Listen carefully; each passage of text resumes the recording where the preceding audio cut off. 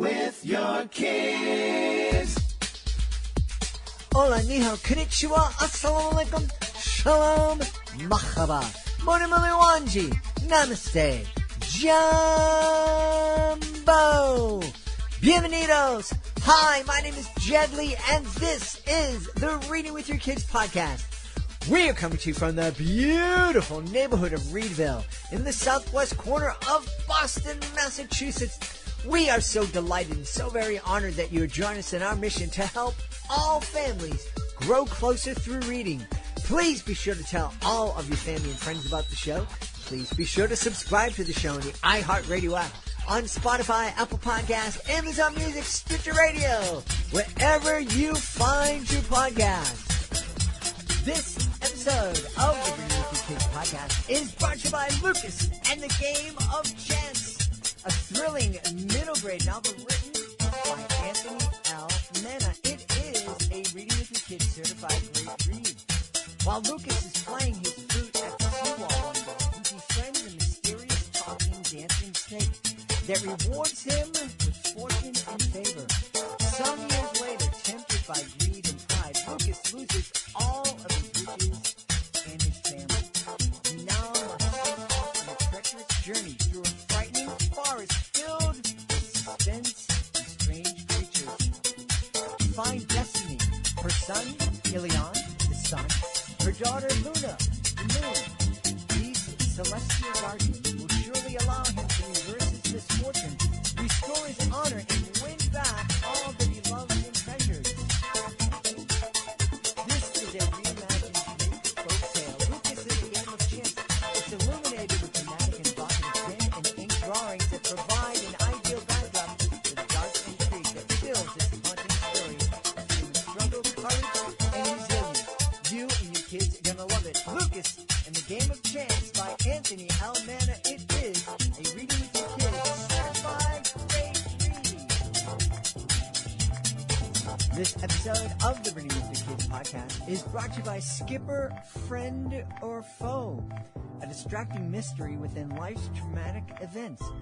Written by Kelly Sanchez, it is a Reading with Your Kids certified great read. As an educator and a mother, author Kelly Sanchez put her 20 years of experience working with kids into writing Skipper, Friend or Foe. This is a powerful coming-of-age middle-grade novel that you and your kids will absolutely love. It's going to launch some really important conversations within your family, and it's going to help kids who are going through tough times, letting them know that their feelings, whatever they are normal. You can get your copy today at Amazon. Skipper, Friend or Foe, a distracting mystery within life's traumatic events, written by Kelly Sanchez. It is a Reading with Your Kids certified great read. Join us right now from right outside the city of brotherly love, Philadelphia, in the great state of Pennsylvania. Our guest is here today to celebrate his brand new book. It's called The Wonderful Once. Please welcome to the show the author, John Bucka. John, how are you? Good morning, Jed. How are you this morning? I am wonderful. I'm so excited for you to tell us all about The Wonderful Ones. And before you do, I just want to let everybody know that The Wonderful Ones was named a Reading with Your Kids certified great read. So congratulations on that. Thank you. That's very kind. Much appreciated. Yeah. So tell us all about this book, please. Well, it's a Christmas story, and it takes place back at the end of the 19th century, and it's about a young boy who actually discovers the power and the joy of sharing and giving. And he's a homeless boy who lives in a school with other boys and girls who are also homeless, and every year they have a huge celebration. By the way, the title comes from the first couple of lines of the story, which are, most things in life happen over and over again. Some things happen only once. And this is the story of a wonderful once. So it's all about the little boy who actually does learn the true value and joy of sharing and giving. During the celebration, all the boys and girls are allowed to pick one gift from a pile. And there's only one gift per child. So as the night wears on, the pile is exhausted, and the protagonist in the story, Lucas Astin, has chosen a gift, and he opens the gift, and it's a beautiful hand-carved sleigh. He's overjoyed, hasn't had anything like this in his entire life, and he's just so happy. And as the night wears on, as the pile of gifts decreases until there are none left, comes a knock on the door, and in walks a tall man with a little girl who is also homeless and will now join the boys and girls at the school. And Lucas sees this and is sad. He can see the sadness on the girl's face, and realizes there aren't any more gifts for this child. So the idea comes to him that he'll give his precious sleigh to her.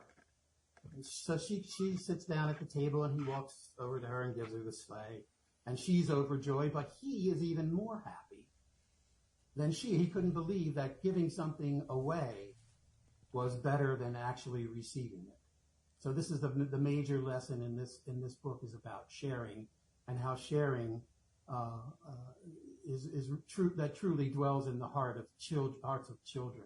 So as the book wears on, Lucas that night goes to bed after having given away the sled, and in his dreams he's visited by the spirit of giving, who had seen what he had done for the little girl, and says, Lucas, I was pleased to see the kind gesture that you made towards that little girl. And, I think it's one of the nicest things I've ever witnessed. And he says, well, I gave that gift to that little girl, but it gave me such joy that I'd love to give a gift to every girl and boy in the world. And the spirit of giving thinks it over and says, maybe we can make that possible. And then so they go on a fantastic journey that ends up with Lucas being at the North Pole. And he meets all the elves, and during this time, the spirit of giving tells him that he's made such a great gesture that he is going to become Santa Claus. And in the end of the book, the surprise ending is that Lucas indeed does become Santa Claus. The great thing about the end of the book and the surprise is that the spirit of giving, while walking through one of the workshops of one of the elves, sees that the elf is making building blocks with letters on them. And she goes along all of the shelves and picks out all the names, all the letters of Lucas's name, Lucasastan, puts them in a bag, shakes them up, and throws them out onto the workbench, and they spell out Santa Claus. So from that moment on, Lucas is Santa Claus, and he's dead pleased that he has made this one girl happy, but he comes to realize that he gets to appreciate the fact that this one gesture has changed the world forever. So it's an interesting story about sharing. Really, the whole moral of the story is that children are usually very kind. I know sometimes when they get older, they kind of wears off a little bit, but children are very kind to one another. So it's all about, there's a stardust and snowflake aspect to it, where that's how the elves were created, by a big storm that blew up in the North Pole, and stardust and snowflakes kind of melded together to create the elves, and the elves lived happily in the North Pole, and that's the basic story. As you were telling that first part of that story, when Lucas sees the little girl come in and she doesn't have a toy, and he decides to give her his toy, and in that moment, not only is she overjoyed, but he is overjoyed. And it reminded me, this isn't a religious show at all, but people who've listened to the show know that I have a Catholic faith tradition, and it reminds me of a lesson that a priest that I love and taught me so much shared with me. He said he thought that when we act in out of love towards somebody, and that person is also acting towards us in a state of love, that gives us a glimpse of what heaven is going to be like. When we're all acting in love, and even if it's just between two people, those moments, that's what heaven. And I have to be honest with you, I think that's pretty cool. looking for, if that's what heaven's like, I want to be there. Yeah, let's go there, right? Yeah. Yeah. It's really about being unselfish. And, there are lots of little twists and turns in the story, but essentially it's all about sharing, and it's all about how children kind of interact together, and how, in the end, the kind of coup is that, this one gesture changed everything for children around the world, and how one tiny thing, how what you do in life is important. Even though it may seem small to you, it can have large repercussions throughout society. Yeah. So, and that doesn't take place only in whimsical stories. It takes place in real life. One person can change the world. And, one person talks to another person, to another person, to another person, and that changes the world. So absolutely. We love to talk about what kind of things, what kind of conversations families can have as they're reading a certain book, and having a conversation about all those little things that we can do that can affect somebody's life in a positive way, that can change the world and start that ripple that can spread across an ocean. I think that those are wonderful conversations. And there are so many things that even the youngest reader or listener can do that can make somebody else's life better. Yeah. Absolutely. Children sometimes don't have enough confidence to say or act on their feelings, and we want to encourage children, to be more confident, and to learn that yes, indeed, you can change things, and even though you're small, there's a lot of I know from interacting with my grandchildren. There are a lot of things going on inside their heads that they just want to get out and learn about and talk to their parents and their grandparents about. And the more we can interact with them, on their level, it's way more beneficial to them, but it also gives us a great feeling. Mm-hmm. So it's this whole thing about sharing thoughts, sharing material goods, and learning that, you do have power. Mm-hmm. Children have power, and we want to really, bring that out in their personalities. And so I was really inspired to write this book by my grandchildren, telling them stories, and, they call me Pops. They always say, "Hey, Pops, can you tell us a story?" And, I'll make up something on the spot. And then, over time, this is based on something that happened during my childhood.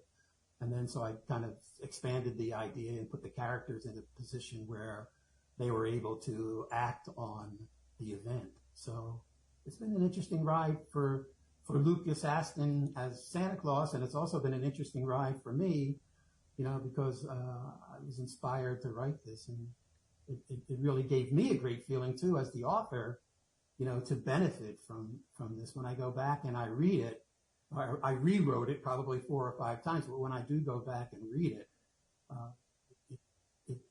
I appreciate the magic of it and the power of the ability for someone to actually, as we said before, make a difference in the world. Yeah. Hey, you mentioned that this was inspired, the story that you initially told your kids and that turned into The Wonderful Ones was inspired by something that happened to you in your younger life. Can you tell us a little bit more about that? Yeah, sure.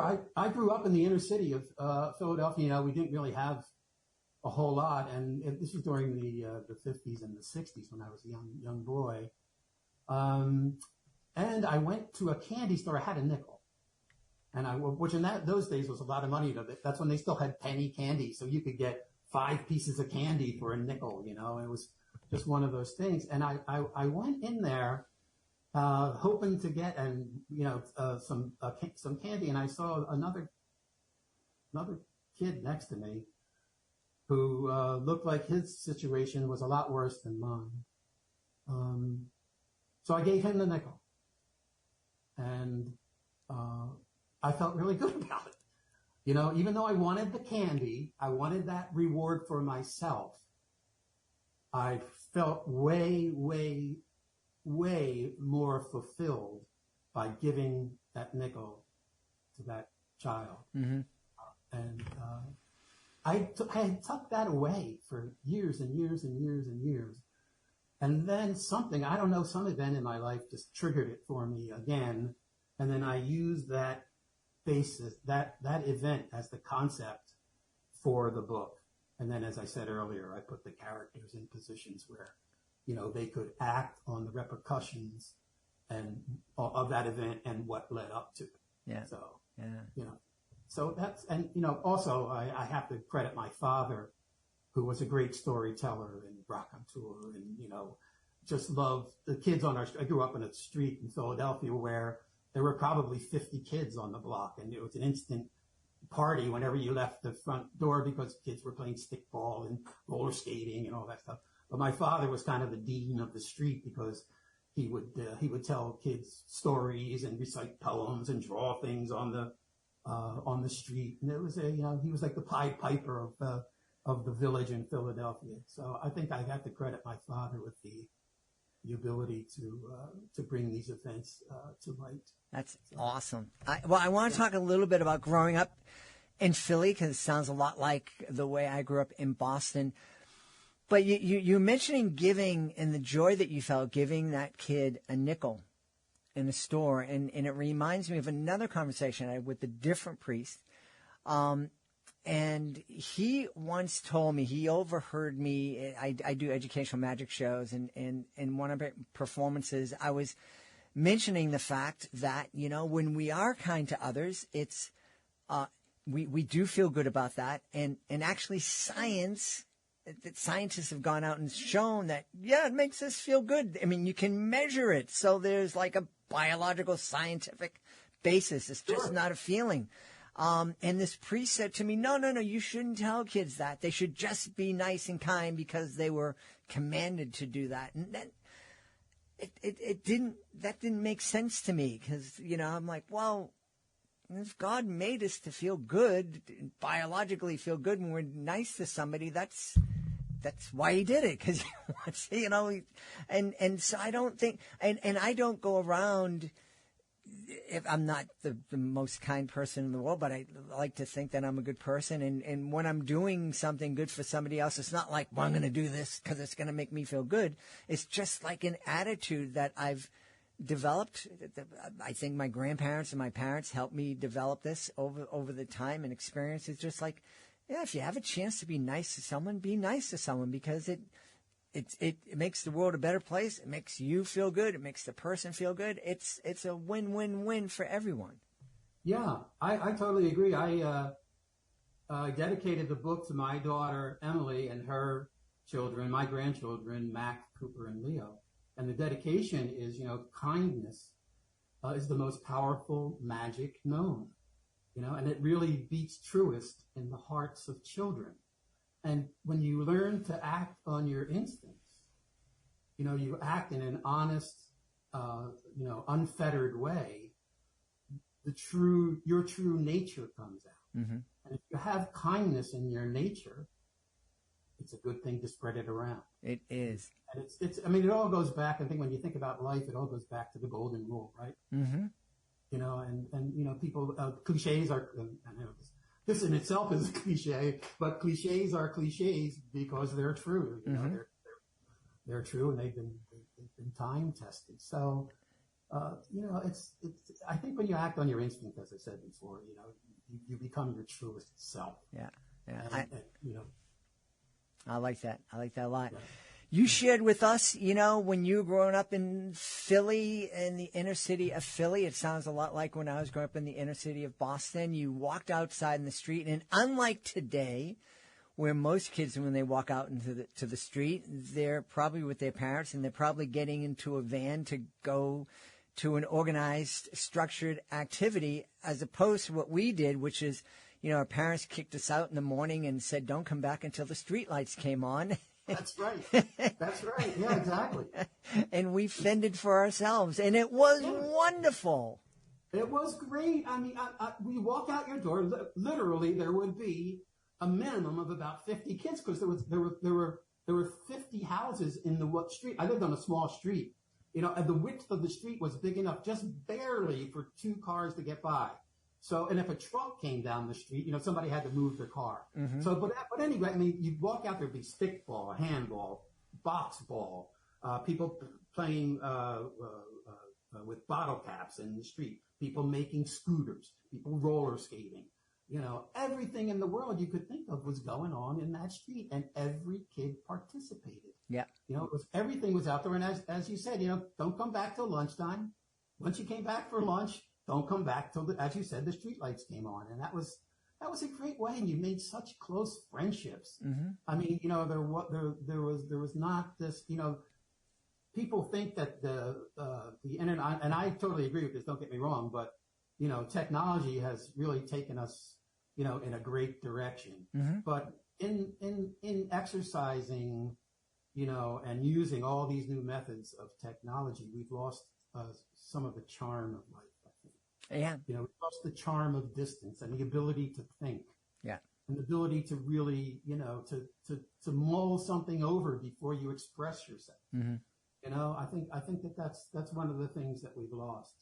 Yeah. People say that the railroad was the first thing that really took away the charm of distance because it really cut down, the time between where people could go and also allow people to send letters and that kind of stuff. And before that, it was, the Pony Express, and it took 2 weeks to a month to get news to somewhere else. Now you press a button and you press send, and bingo, the person's looking. Look at us, what we're doing right here. Right. Yeah. You and I are. This is like a comic from the Dick Tracy era. I don't know if many people will understand that reference, but maybe you could cut that out. No. We're going to leave that in there. If they don't understand it right away, check it out. Dick Tracy, and see how he used to communicate with others. It's absolutely. Not all that much different than what we're doing right now. No, it wasn't at all. Yeah. It was face to face. And I have lasting friendships from my youth, and and I treasure them. Just as I treasure some of the newer friends that I have. But it's been a wonderful ride to grow up in those circumstances, and then to be able to express it, in this book, really gave me a thrill. I think so. And our Reading with Your Kids Certified Great Read panel absolutely adored the book, and they loved it. You can read our full review on our blog at readingwithyourkids.com. John, is this your debut children's book? It is my debut book, and I was fortunate enough. I would be remiss if I didn't mention the illustrator. Mm-hmm. Her name is Erina Larry Brown, and I have a little anecdote. I found her on the internet, and I sent her an email. And when I sent her the initial email, she was busy doing other projects, and said she was unable to work on the project with me, to collaborate. But I sent her an email. I sent her another email saying, "Hey, look, if something happens and you get some time opens up, I'd love to work with you." And I signed every email for your biggest fan. Yeah. Because I absolutely adore her work. And then so 2 weeks later, she sent me an email saying, "Hey, something opened up." I sent her the manuscript. She thought we had a good enough relationship and enough commonality to get involved in working on a collaboration. And I couldn't be more pleased with her work. I mean, it's just so detailed and beautifully executed, and she's such a great person on top of everything. So that was my first collaboration. But as a young man, I've written a lot of songs in my life. I was a performer for many years, and all of that kind of translates into being able to come up with this idea and actually execute it. So yeah. I consider myself lucky. Yeah. Well, we consider ourselves lucky that you're joining us today and that you shared the wonderful once with us. I think it would be great for you to share right now where we can go to find out more about the wonderful once and find out more about John Bucka.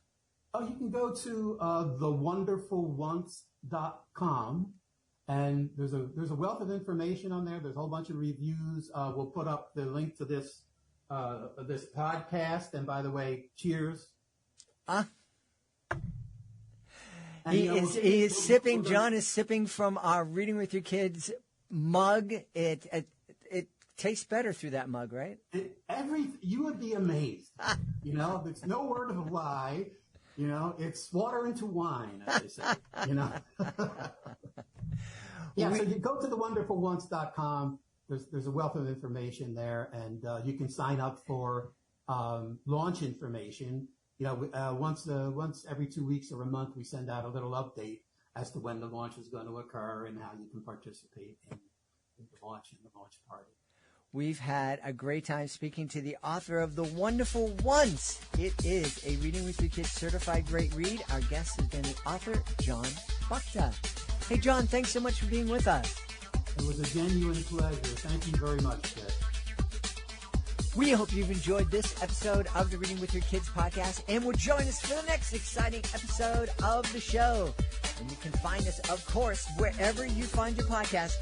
We happen to love the iHeartRadio app. We love Spotify, Amazon Music, Apple Podcasts, Good Pods, Himalaya Podcast Addict, Ghana. We love all the podcasts and hosts that host the Reading with Your Kids podcast. We want to thank our guests for helping to make today's show so wonderful. Also want to thank my team, Fatima Khan, Rory Grady, Soji Franklin, and O'Leary. I want to thank my beautiful wife for all the wonderful, amazing, incredible support that she gives me and all the love that she brings into my life. And we all want to thank you. Thank you so much for taking the time to join us today. And as always, thank you so very much for taking the time to bring love and joy and happiness to the world, making it a better place. And you do that every time you read with your kids. I'll be looking for you in the next edition of the Reading with Your Kids podcast.